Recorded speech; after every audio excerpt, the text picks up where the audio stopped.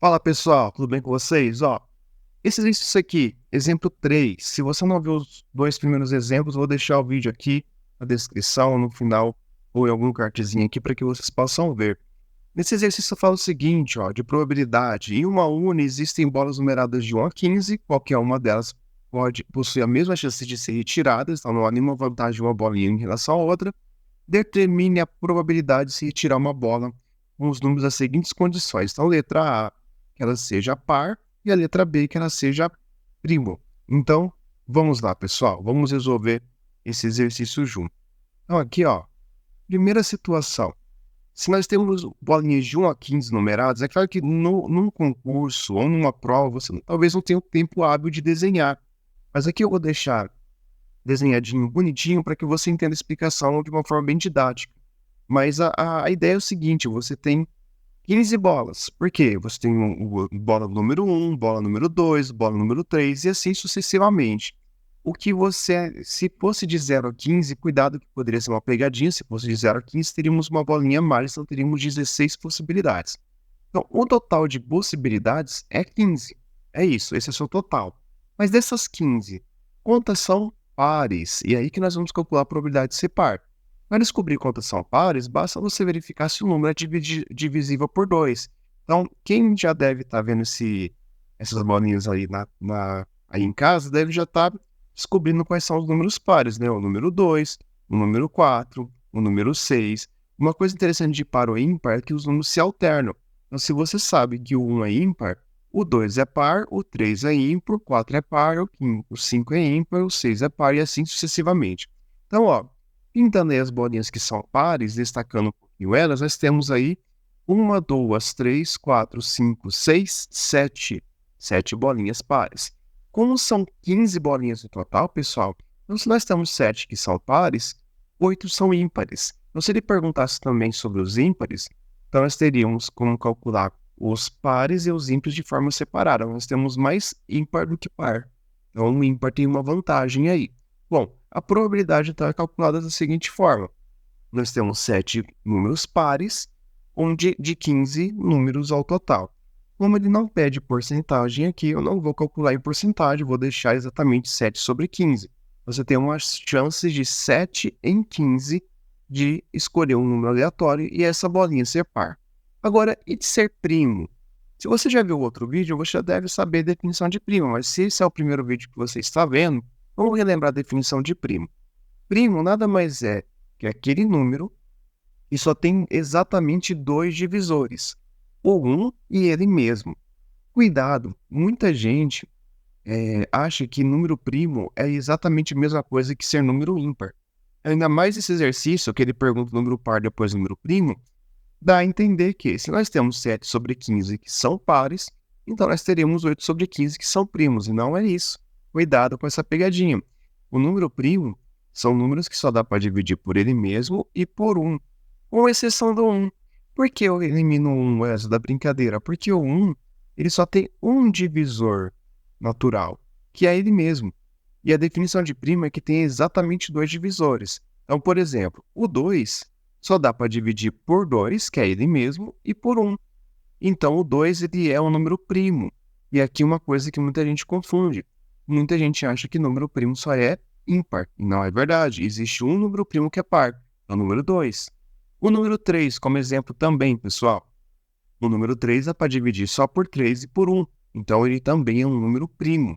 Já o número 4 não é número primo. Por quê? Além de dar para dividir pelo 4 e por 1, dá para dividir por 2 também, por ele ser par. Outro exemplo de que não é primo e é ímpar, o número 15. E dá para dividir por 5, dá para dividir por 3, dá para dividir por 1 e dá para dividir por ele mesmo. Então, números primos são números que, com exceção do 1, dá para dividir sempre por ele mesmo e por 1 e apenas por esses. Então, pausa aí um pouquinho o seu vídeo ou dá uma pausada rapidinho e tente responder para mim quantos números primos eu tenho aqui nessas bolinhas numeradas de 1 até 15, tá? Se você respondeu essa pergunta, você obteve esses resultados aqui, ó. Nós temos o número 2, que é primo, o único par que é primo, o número 3, o número 5, o número 7, o número 11 e o número 13. Então, ao total, pessoal, nós temos 6 números primos de 15. E aqui, quando nós temos uma fração que dá para simplificar, simplifica ela. Então, simplificando 6 e 15 por 3, porque ambos dá para dividir por 3, ó. Se eu pegar 1/3 de 6, eu obtenho 2. E se eu pegar 1/3 de 15, eu obtenho 5. Então, a minha probabilidade é de 2/5 de escolher entre uma bolinha numerada de 1 até 15, escolher essa bolinha e essa bolinha ser um número primo. E resolvido, então, o exercício 3. Esse exercício, pessoal, é uma pegadinha, tá? Cuidado com esse exercício. Exemplo 4. Em uma sala há 36 pessoas menores de idade, 24 pessoas maiores de idade, 40 mulheres e 20 homens. Pessoal, nesse tipo de exercício, a gente tem que ter cuidado porque é o seguinte, nós temos intersecções de situações, ó. Nós temos mulheres e homens, tá? Então aqui nesse exercício subtende-se que existem duas classificações, ou é homem ou é mulher, e existe também outras duas classificações, ou é menor de idade ou é maior de idade. Então pode acontecer de termos, se a gente separar uma sala de aula entre pessoas maiores de idade e menores de idade, pode acontecer de ter pessoas que são maiores de idade, que são homens, e pessoas que são aqui é menores, né? Menores de idade que são homens e pessoas que são menores de idade que são mulheres, e como uma adolescente de 17 ou um adolescente de 17, nós podemos ter pessoas que são maiores de idades, independentemente do sexo. Então, pode ser homem ou mulher acima de 18 anos. Mas também podemos dividir a sala em uma outra forma. Vamos supor que a gente queira dividir a sala por sexo. Então, aqui nós temos 40 mulheres e 20 homens, tá?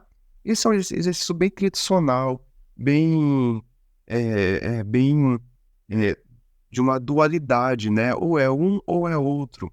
Só que aqui, cuidado, porque como é uma mistura de situações distintas, ou é menor ou maior de idade, ou é homem ou mulher, há uma possível situação de a pessoa não prestar atenção e fazer isso daqui, ó. Vou somar tudo. Então, o total de pessoas é 40 mais 20 mais 36 mais 24. E aí, ao fazer isso, você está contando a quantidade de mulheres e a quantidade de homens 2 vezes, porque aqui já está sendo contabilizado um tipo de separação e aqui também.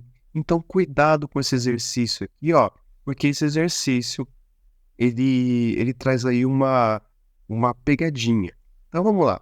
Quantas pessoas nós temos de fato nessa sala? A gente só dividir em uma dualidade, independentemente que seja maior ou menor de idade, ou por sexo, nós temos 60 pessoas. Perceba que aqui, ó, 40 mais 20 dá 60 e 36 mais 24 também dá 60.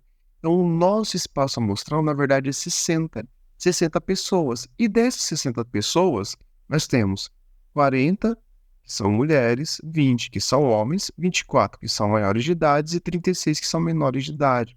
Agora nós conseguimos responder essa pergunta. Qual a probabilidade de eu escolher alguém e essa pessoa ser homem? Então, olha só, no total de 60 pessoas, nós temos 60 pessoas e dessas 60, 20 são homens. Então, é 20 sobre 60. Mas como dá para simplificar, né? 20 dá para dividir por 20, dá 1. 60 dá para dividir por 20, dá 3. Então, nós temos 1/3 da sala sendo homem. E, consequentemente, nós temos que 2/3 da sala são mulheres. Então, 40 sobre 60, que se a gente simplificar por 20 também, nós obtemos 2/3. Agora, se a pergunta foi em relação à idade, quantos são maiores de idade? Qual que é a probabilidade de eu escolher alguém, independentemente se é homem ou mulher, mas qual que é a probabilidade dessa pessoa ela ser maior de idade ou dela ser menor de idade? Então, maiores de idade são 24 pessoas. Então, nessa sala, a probabilidade de ser maior de idade é 24 sobre 60. E se a gente simplificar por 12, né? E aqui eu vou fazer um adendo, porque a gente pode fazer o seguinte, ó. Esse 24 sobre 60, eu vou voltar aqui para ter espaço, ó. 24 sobre 60, não precisa dividir direto por 12. Às vezes você não consegue perceber que dá para dividir por 12. Então você divide aqui, ó, por 2. Vou simplificar por 2, Wesley. Eu sei que é par. Beleza. Ao dividir por 2, você obtém aqui 12 sobre 30. Ok, você percebe que continua par, dá para dividir por 2 de novo. Então, se eu simplificar de novo, eu obtenho 6 sobre 15. E 6 sobre 15 já apareceu aqui em algum exercício, para simplificar por 3.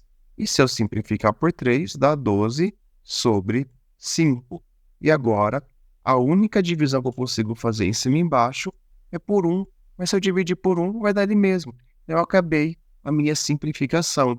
Meu menor valor, minha menor fração, que representa 24/60, é 2/5. Mas se você perceber que dá para dividir por 12, vai mais rápido, tá? Você já pula direto para a resposta. E para finalizar, se 2/5 são maiores de idades, então menor de idade só pode ser o restante, né? 3 de 5, 3/5. Olha só, 36 sobre 60 e dividindo por 12 dá 3/5. Então, esse exercício é um exemplo de exercício em que você tem aí quatro classificações distintas, mas o que pertence a esse conjunto também pertence a esse conjunto. Então, cuidado com a interpretação do exercício que pode acarretar em um erro de cálculo. Bom, os cálculos são simples, mas a interpretação é importante. Para finalizar, pessoal, quem viu meu outro vídeo, eu vou deixar aqui na descrição, tem um exercício que fala do lançamento de 2 dados honestos, ou seja, eles não são manipulados para beneficiar nenhuma face. Qual que é a probabilidade de a gente obter uma soma específica? Eu já fiz esse exercício, inclusive foi o primeiro exemplo que eu fiz. Aqui agora nós estamos perguntando qual é a probabilidade de a multiplicação dos números das faces voltadas para cima ser ou um múltiplo de 5, ou menores que 10, ou maiores que 20, ou que seja par. Aqui faltou a letra B, C e D, tá? Mas são 4 perguntas distintas. Bom, para resolver isso, eu vou pedir para que você pause esse exercício e tente resolver, ainda mais se você já assistiu outro vídeo, porque já deve ter uma ideia de como resolver de uma forma organizada. Se você pausou e tentou resolver, você provavelmente chegou numa organização parecida com essa daqui, ó. Então aqui já tem a resposta da primeira pergunta, né? Quantos números nós temos? Nós temos 6 números do primeiro dado, perdão, e 6 do segundo. Só que agora, como a gente está mexendo com multiplicação, a menor multiplicação possível é 1 vezes 1, que dá 1. E a maior possível é 6 vezes 6, que dá 36.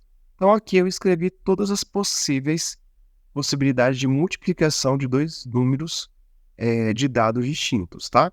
Então aqui, ó, essa linha, esse número vezes 1 dá ele mesmo, essa coluna também, né? Essa coluna vezes 1 dá ele mesmo, essa coluna vezes 2 dá o dobro dos valores e assim sucessivamente. Primeira pergunta aí, pessoal, que vocês já estão vendo a resposta. Quantos são múltiplos de 5? Então, essa coluna inteira e essa linha inteira são múltiplos de 5. Mas cuidado porque esse número 25, que é a multiplicação de 5 com 5, ele parece nos dois. Então, se você só contar assim, ó, eu tenho 1, 2, 3, 4, 5, 6, e contar aqui, ó, 1, 2, 3, 4, 5, 6, você conta o número 25 2 vezes. E aí você erra o exercício por uma besteirinha e não prestou atenção. Então, claro que num vestibular ou num concurso, demora muito criar tabelas, né? Mas cuidado para não cometer esse erro, tentar calcular de maneira mais direta. A tabela fica mais organizada e mais visual, por isso eu trouxe aqui para ser um pouquinho mais didático. Então nós temos 12 nessa coluna e mais 6 nessa coluna, mais 5 nessa linha, totalizando 11 e não 12, porque esse número já foi contabilizado uma vez, não precisa ser contabilizado de novo. Então, a probabilidade de ser múltiplo de 5 é 11 de 36. Agora que você já viu essa tabela, pausa um pouquinho e tenta me responder. Quantos são menores que 10? Quantos são maiores que 20? E quantos são os pares? Tá? Se você pausou, tentou resolver, então observa o seguinte, ó. Menores que 10. Se a gente observar, toda essa linha, toda essa coluna, esses valores aqui, ó, do centro, são menores que 10. Por que eu não circulei o 10, ué? Por que você não circulou o 10, esses dois aqui? Porque ele só pediu um menor que 10. Se a pergunta fosse menores ou iguais a 10, aí eu teria que circular esse 10 aqui e esse 10 aqui, tá? Mas não foi essa a pergunta. Não tinha o igual. é só menores que 10. Então, a quantidade é 1, 2, 3, 4, 5, 6, 7, 8, 9, 10, 11, 12, 13, 14, 15, 16 e 17. Então, probabilidade de escolher um número aleatoriamente, de jogar dois dados aleatoriamente e o resultado é menor que 10 é 17 sobre 36. Como 17 é primo, não dá para simplificar, fica assim mesmo. Maiores que 20. Maiores que 20 são mais fáceis, porque são poucos, ó. Ou 4 vezes 6 dá 24, ou 5 vezes 5 dá 25, ou 6 vezes 4 que dá 24 de novo, ou 6 vezes 5 que dá 30 e aparece esses dois, ou o maior possível que é 6 vezes 6. Então, maiores que 20 nós temos apenas 6 de 36. E como 6 e 36 têm divisores em comuns, dá para dividir. Então, 6 sobre 36 é o mesmo que 1/6. Beleza? Bom, pessoal, vamos lá.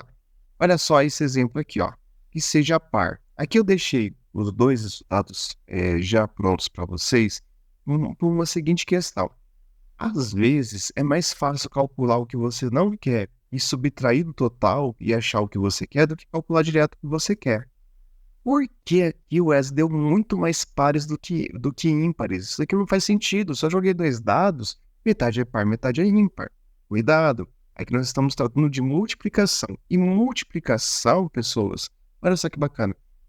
Uma multiplicação, ela sempre dá par se você multiplicar um número por um par. Então, por exemplo, se eu pegar um número ímpar e multiplicar por par, dá par. Se eu pegar um número par e multiplicar por par, também dá par. Só vai dar ímpar se os dois consecutivos forem, se os dois valores que caírem nas faces dos dois dados forem ímpares. Então, nós temos muito mais resultados que dão pares do que dão ímpares. Então, quem escolheu par nessa brincadeira tem muito mais vantagens. 3 de 4 de vantagem, tá? Porque temos 27 pares, se você contar aqui dá 27, e apenas 9 ímpares. Então, num exercício, quando você percebe que tem muito mais um valor do que o outro, às vezes é muito mais interessante, se for um exercício muito complexo, muito grande, você calcular o que você não quer, o que ele não está pedindo, e tirar do total, caso os eventos sejam complementares. O que é isso, Wesley? Quando um evento e o outro evento não podem ocorrer simultaneamente. Exemplo, não tem como um número ser par e ímpar simultaneamente. Então, ou é um ou é outro. Então, nesse caso, se você calcular o valor de probabilidade de um, você encontra simultaneamente o outro. Por quê? Se 1/4 é a possibilidade de dar ímpar, então o que falta para dar 4, né? 1 para 4 faltam 3. 3/4 é a probabilidade de dar par. Mas também é possível calcular direto se você tiver a tabelinha construída. Caso não tenha a tabelinha, aí seria mais interessante calcular o número de quantidades ímpares e depois subtrair do total. Tá bom, pessoal? Bom, galera, é isso. Se você tiver algumas outras dúvidas, podem comentar aqui nos comentários. Se inscreva no canal, dá uma outra olhadinha aí nos vídeos que nós temos aqui, porque nós temos vários vídeos sobre matemática, estou lançando um vídeo toda semana. E até a próxima.